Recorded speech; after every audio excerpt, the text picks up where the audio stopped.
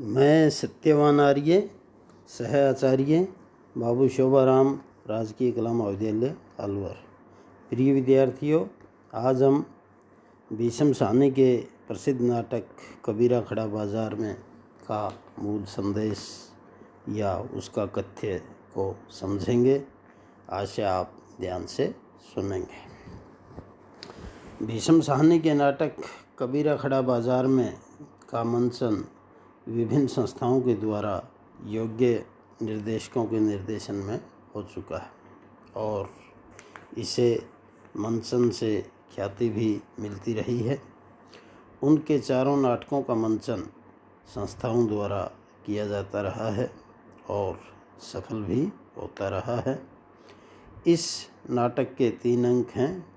पहले में 5, दूसरे में 3 तथा तीसरे अंक में केवल 1 दृश्य है।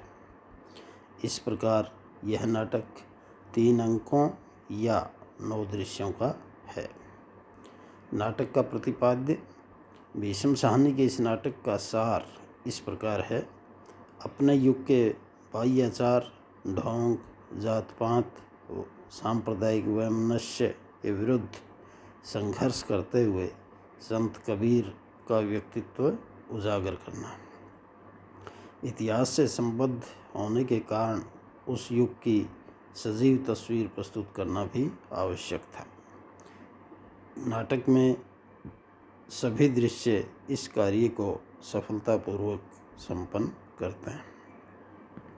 पात्रों के पारस्परिक वार्तालाप उस समय के धार्मिक राजनीतिक वातावरण को प्रस्तुत करते हैं। कुछ घटनाएं जैसे महंत की शोभा यात्रा, अंधे भिखारी को कोड़े मारने की घटना आदि भी तत्कालीन परिवेश को साकार कर देती है। पहले दृश्य में नूरा नीमा का वार्तालाप यद्यपि कबीर के क्रांतिकारी विचारों का परिचय देता है, तो दूसरे दृश्य में कोतवाल और कायस्थ की बातचीत तथा महंत की शोभा यात्रा हिंदुओं में जात पात, धर्माडंबर, अस्पृश्यता, विभिन्न धर्म संप्रदायों के विषय में जानकारी देते हैं। अगली विशेषता है सतत संघर्ष चेतना।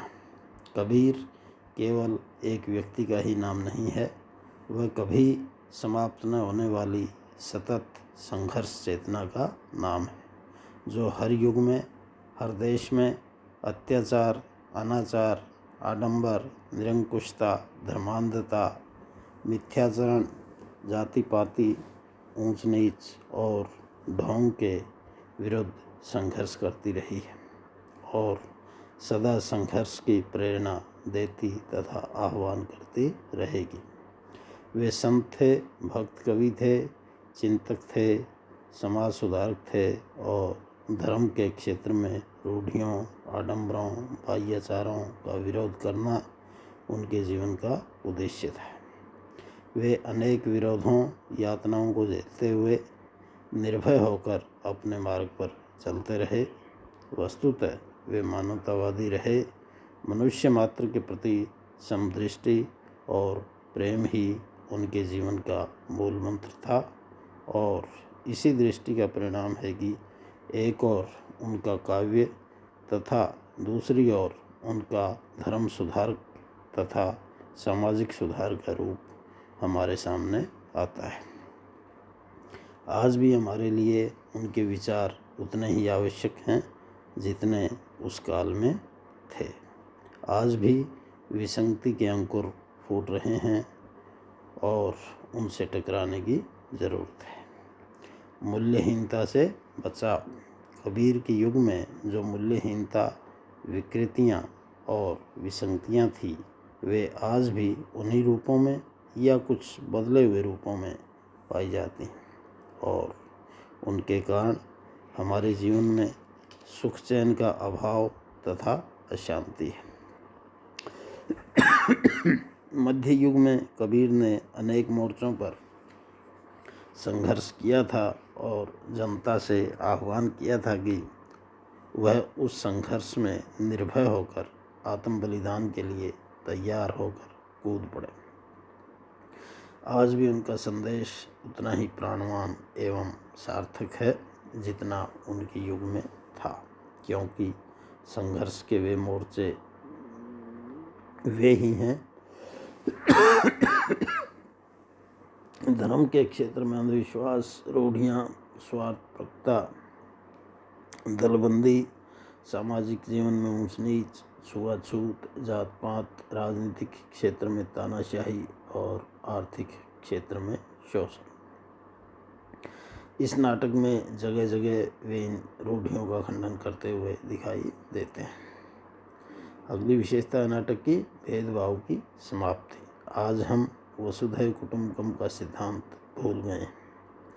आदमी की पहचान आदमी के रूप में न होकर उसके धर्म, वर्ण, उसकी जाति, उसके देश से करते हैं। धर्म, जाति, राष्ट्र, गोरे काले, ऊंच नीच की दीवारें हमारे बीच खड़ी हो गई। अतः ईर्ष्या, वैमनस्य, अंधी विवेकहीनता, प्रतिस्पर्धा की आंधी में हमारे पैर उखड़ रहे हैं और हम आत्मविश्वास के पथ पर चल पड़े। धर्म हमें जोड़ नहीं रहा, वह भेदभाव फैला रहा है, क्योंकि हम धर्म के सच्चे अर्थ को, उसकी वास्तविकता को या तो पहचानते नहीं या पहचान कर भी उसे झुठला रहे हैं। नाटक में कबीर इस बात से क्षुब्ध हैं, कोई ऐसा धर्माचार नहीं जो इंसान को इंसान से जोड़ सके।